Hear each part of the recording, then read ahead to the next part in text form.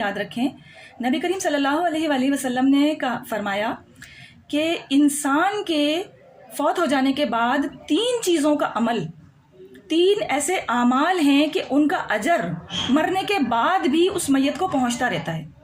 اب وہ 3 اعمال کون سے ہیں؟ ایک تو نبی علیہ السلام نے فرمایا اس کے نیک اعمال، جو خود اس نے کسی کے ساتھ حسن سلوک کیا ہو، خود جو ہے وہ دین کی ٹرو انڈرسٹینڈنگ اس نے حاصل کی ہو، صحیح تعلیمات اس نے پڑھی ہوں، اور اس پڑھنے کے بعد اس نے اپنے زندگی ان تعلیمات کی روشنی میں چلائی ہو، وہ نیک اعمال کا اجر مرنے کے بعد بھی میت کو پہنچتا رہتا ہے۔ اور دوسری چیز آپ علیہ السلام نے فرمائی کہ دوسری وہ چیز ہے کہ وہ شخص اپنی زندگی میں کوئی ایسا سلسلہ چھوڑ کر جاتا ہے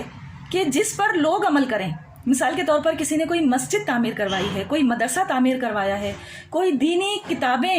وہ چھپوائی ہیں، پرنٹ کروائی ہیں، شائع کروائی ہیں، کوئی رسالے اس طریقے سے تقسیم کروائے ہیں، کسی قسم کا جو ہے وہ تعلیم کے لیے کوئی ادارہ جو ہے وہ اس طریقے سے اسٹارٹ کروایا ہے، تو اب ان چیزوں سے، یا کوئی پانی کے اعتبار سے سبیل وہاں پر جاری کروائی ہے، کسی اسٹاپ کے اوپر کوئی شیلٹرڈ جہاں پر اس طریقے سے سرائے لگائے جاتے تھے، اس قسم کا کوئی مسافروں کے لیے سہولت کا اہتمام کروایا ہے، یوں سمجھ لیجئے کہ جسمانی اور روحانی دونوں اعتبار سے۔ اب تعلیم جہاں حاصل کرتا ہے انسان، جیسے اسٹوڈنٹس ہیں، جب تک آپ کی دی ہوئی تعلیمات پر آپ کے اسٹوڈنٹس عمل کر رہے ہوں گے تو اس ٹیچر کو مرنے کے بعد بھی ان کا اجر مل رہا ہوگا، ثواب مل رہا ہوگا۔ تو یہ وہ ساری چیزیں ہیں کہ مرنے کے بعد بھی میت کو ان اعمال کا اجر ملتا رہتا ہے۔ اور تیسری چیز آپ علیہ السلام نے فرمائی، نیک اولاد۔ اب نیک اولاد میں یاد رکھنے کی ضرورت ہے کہ والدین نے اپنے بچوں کو جو نیک بننے کی نصیحتیں کی ہیں، جب کوئی والدین اپنے بچوں کو یہ نصیحت کرتے ہیں کہ تمہیں بزرگ کا، اپنے سے بڑوں کا احترام کرنا ہے،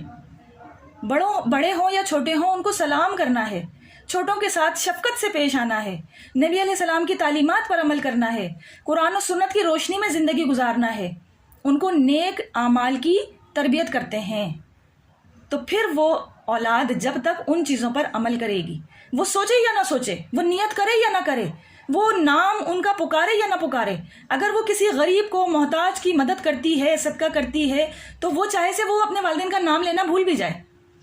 لیکن کیونکہ اس کے والدین نے اس کو نصیحت کی تھی، یہ ساری تربیت اس کے والدین نے کی تھی، یا والدین کے ساتھ ساتھ جو بھی سرپرست کرتا ہے، چچا تایا ہو گئے، خالہ پھپھیاں ہو گئیں، یا مثال کے طور پر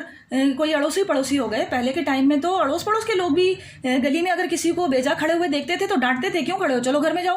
اس طرح کیوں سگریٹ پی رہے ہو، تمہارے والد کو بتائیں گے، یا بلکہ وہ تو ڈانٹنے کا بھی حق رکھتے تھے۔ آج کے ٹائم میں شاید یہ اڑوس پڑوس کے لوگ جو ہیں یہ حق کھو چکے ہیں، کیونکہ آج کے ٹائم میں تو بچوں کو خود ان کے والدین یہ سمجھا دیتے ہیں کہ کوئی تمہارے کو آنکھیں دکھائے تو مجھے بتانا، لیکن اگلے وقتوں میں ایسا نہیں ہوا کرتا تھا، اڑوس پڑوس کے لوگ بھی جو ہے وہ تربیت کرنے کا حق رکھتے تھے۔ تو اگر کوئی اڑوس پڑوس کے لوگ بھی اس طرح اچھی تربیت کرتے ہیں تو ان کو بھی آپ کے نیک اعمال کرنے سے بغیر سوچے ہوئے بھی، ٹیچرز کو، جن لوگوں نے بھی تربیت کی ہے، جو پہلے پالک بچے ہوتے ہیں تو ان کے لیے بھی وہ والدین تو نہیں ہیں لیکن ان کے باپ تو ہیں، تو اس اعتبار سے ان کو آپ کے نیک اعمال کا اجر پہنچتا رہے گا۔ جس نے بھی نیک تربیت کی ہو، بڑے بہن بھائی ہوں، چچا تایا کے کزنز بڑے ہوں، فرسٹ کزنز لوگ ہوتے ہیں، بعض اوقات ان کے ہاتھوں میں بچوں کی اچھی تربیت ہوتی ہے، اس اعتبار سے سب کو اس کا جو ہے وہ اجر پہنچتا رہے گا الحمدللہ۔ ٹھیک ہو گیا فائزہ؟ آپ کو